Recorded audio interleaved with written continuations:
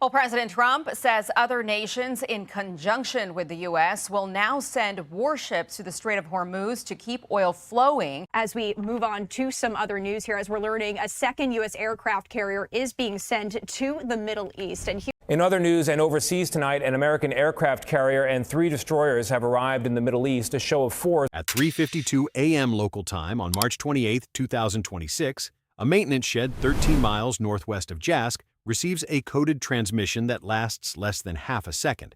No voice, no repeated confirmation, no second chance, just a compressed burst of numbers routed through a buried fiber line and translated inside a hardened control room beneath a fuel storage yard that does not appear on any civilian registry.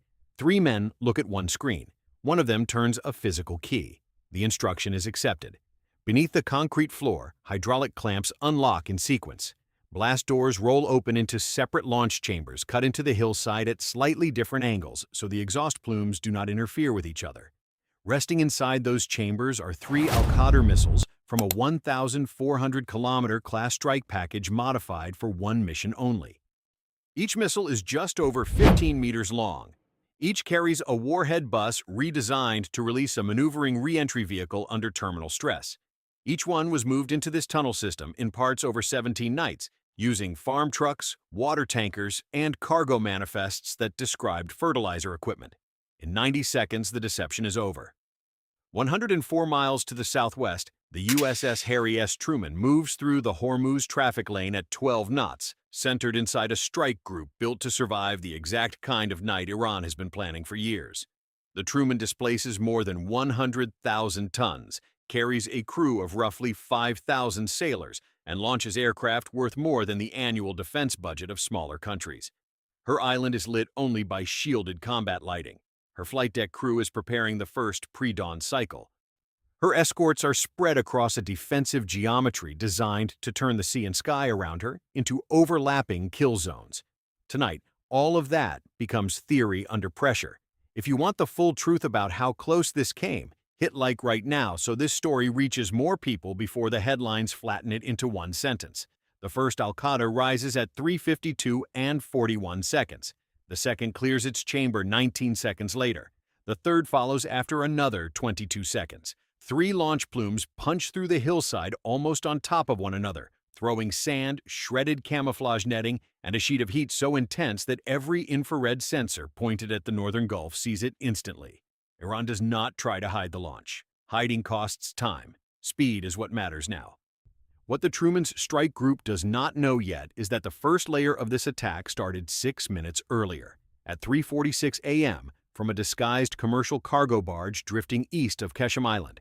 An Iranian Noor anti-ship cruise missile was fired low across the water toward the northern screen of the strike group. The missile cost less than $500,000.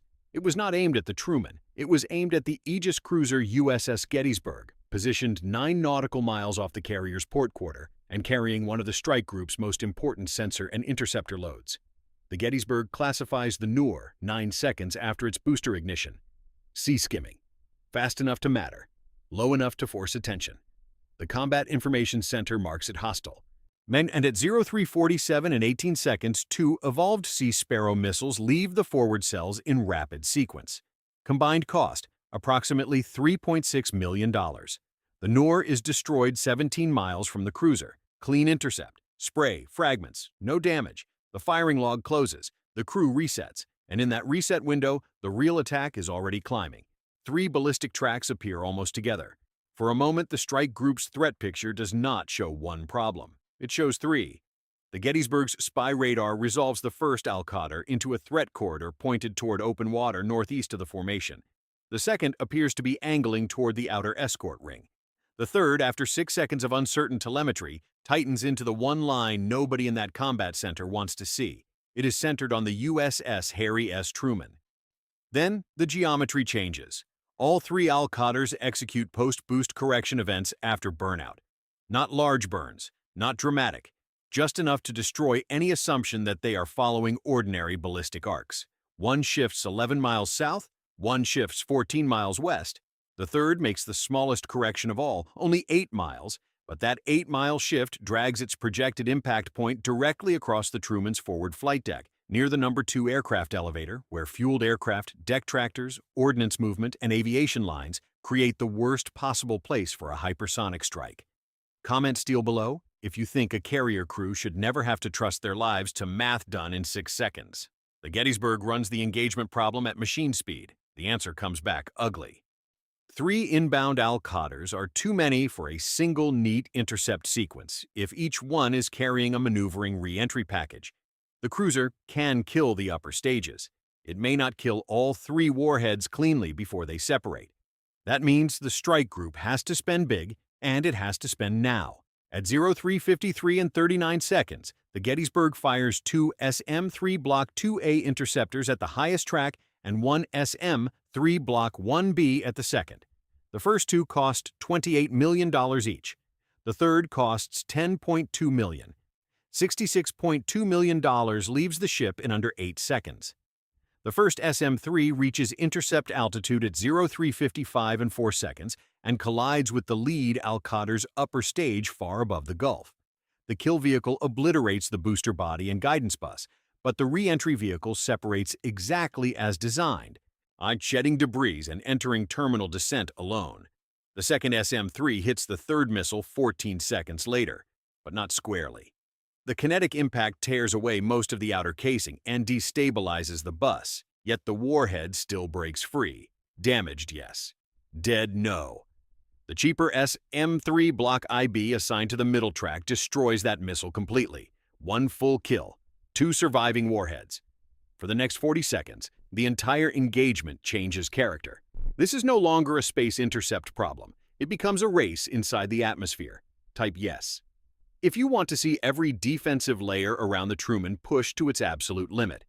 Aboard the Truman, Ship Defense Condition 1 is already in effect. The flight deck is cleared in 97 seconds. 12 aircraft staged for launch are dragged back from the catapults. Refueling lines are isolated. Weapons crews lock the rolling airframe missile launchers to automatic engagement authority. The phalanx mounts spool up. Electronic warfare systems begin flooding selected sectors with deceptive signals designed to break seeker confidence in the final seconds of flight. On the bridge, nobody speaks louder than necessary. Every order is shorter than the one before it. The 2 surviving warheads descend through 82,000 feet at hypersonic speed. The first is the cleaner vehicle, still carrying enough thermal shielding to maneuver hard. The second is the damaged one, its right side casing burned away by the partial SM-3 hit. That missing protection creates uneven heating across the shell. The guidance package compensates. Every compensation costs control energy. And every correction drains what little margin the warhead still has. Iran adds pressure from a different angle at exactly the same time. At 03:54 and 11 seconds, 2 Shahed 238 jet drones that had been orbiting low over the shipping corridor pop up above the radar clutter line south of the formation. They are not heavy warheads. They are distraction tools with just enough speed to matter and just enough electronics to complicate the picture. Their job is to force the southern destroyer, USS Stout, to split attention between local defense and the ballistic tracks descending toward the carrier. The Stout does not ignore them, but she does not overreact either. Her forward gun begins firing at 03:54 and 39 seconds, guided by close-range radar and electro-optical tracking. 1 drone is torn apart at 4,800 yards. The second survives long enough to force a 6-second radar handoff before an onboard jammer strips its navigation and sends it into the water. It buys Iran confusion. It does not buy them a kill. Share this video right now so people understand how deep the planning went before the first warhead even came down. Back above the Gulf, the cleaner of the 2 surviving Al-Qadr warheads drops through 49,000 feet and pulls a lateral move to port that shifts its impact point 300 meters across the Truman's deck box. The damaged warhead follows 11 seconds behind and attempts the same kind of correction, but its response is slower. It no longer glides. It jerks. That matters. The Gettysburg and the Stout are now firing cooperatively. At 03:55 and 52 seconds, the Gettysburg launches 2 SM-6 missiles at the lead warhead. 6 seconds later, the Stout launches 2 more SM-6s at the damaged follower. Each missile costs $4.3 million. Another $17.2 million is committed to the sky. The lead SM-6 climbs on a steep converging path, takes its final uplink, and switches to active seeker mode at 8.9 miles. The Al-Qadr warhead is still maneuvering. It pulls left. The SM-6 matches. The warhead snaps back right. The interceptor corrects again and closes to detonation range. At 0356 and 31 seconds, the SM-6's blast fragmentation warhead erupts 24 meters from the target.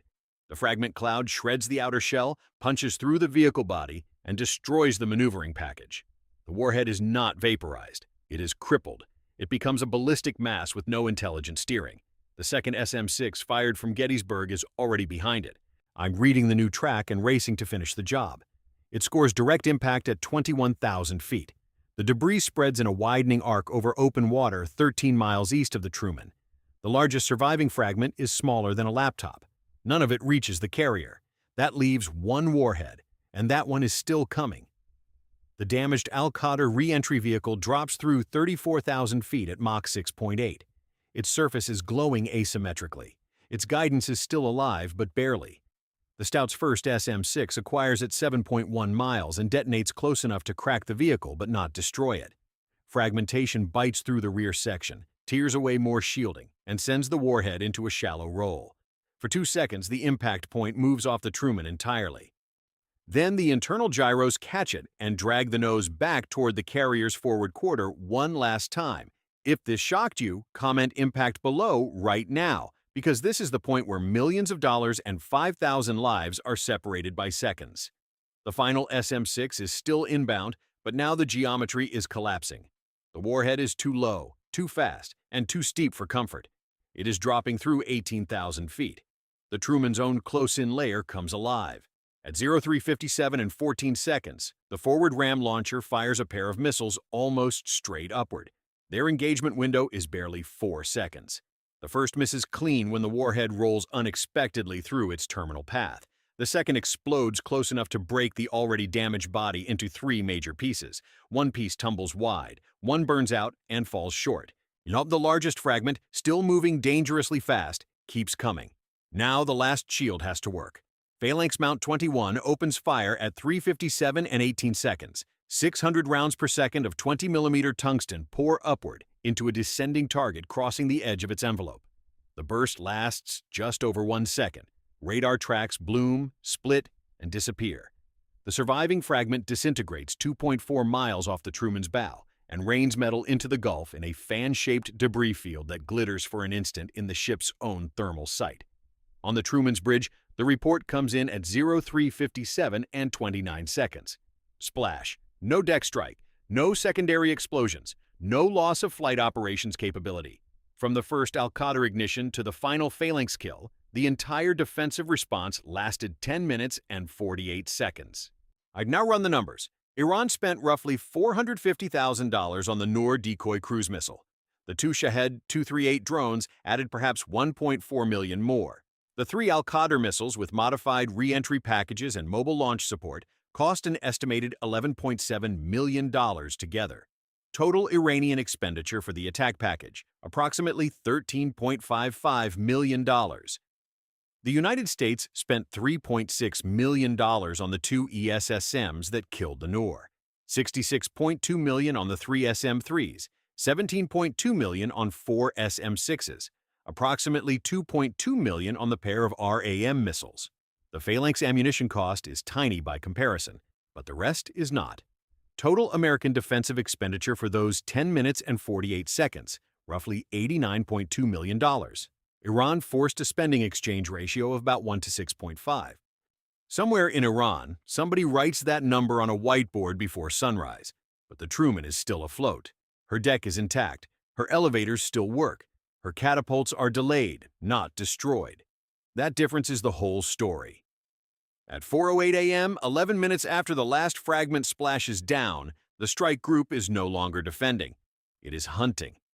The launch site near Jask is already fixed by infrared satellite cueing, electronic intercept, and radar backtracking. The cargo barge that fired the Noor is dead in the water, its disguise no longer useful. The air wing receives target coordinates before the first retaliatory package reaches cruise altitude. At 4:21 a.m., 2 FA-18F. Super Hornets from the Truman's air wing arrive over the launch complex with preloaded coordinates and 8 GBU-31 Joint Direct Attack munitions between them. The first pair collapses the western tunnel entrance. The second pair destroys the hydraulic service building. The third pair walks down the access road where support vehicles were abandoned after launch. The last two bombs crater the command shed above the buried control room that received the coded pulse. Total cost of the bombs, around $200,000. Damage inflicted, far beyond that. Minutes later, another strike element finds the barge east of Keshem and leaves it burning from stem to stern. The men who built the timing, the deception, and the firing geometry gave Iran its best engineered window of the night. They still could not build a way through an American carrier screen that shared every radar track, every firing solution, and every second of warning across multiple ships at once. That was the mistake. Iran did not attack one ship. Iran attacked a network. The Noor was supposed to pull the Gettysburg's eyes low. The Shaheds were supposed to divide the southern screen. The three Al-Qadrs were supposed to saturate the kill chain with more maneuvering targets than one cruiser could solve cleanly. On paper, that logic is real. In isolation, every piece made sense. But the Truman was not hiding behind one radar and one launcher. She was moving behind overlapping sensors, cooperative engagement links, layered interceptors, close-in missiles, guns, jammers, and a crew trained to fight through ambiguity at machine speed. Iran built 3 swords sharp enough to threaten a carrier. The United States answered with 6 shields that all saw through the same eyes. And that is why the most important image from this night is not a launch plume over Jask or a fragment cloud over Hormuz. It is the flight deck of the USS Harry S. Truman returning to controlled operations less than half an hour after 3 Al-Qadr missiles tried to tear it open. If this breakdown gave you more than the mainstream clips ever do, hit like, comment whether you think 3 Al-Qadr missiles were ever enough to break a carrier strike group, and subscribe because the next one will show exactly how the SM-6 and Phalanx shared the final kill window when only seconds were left.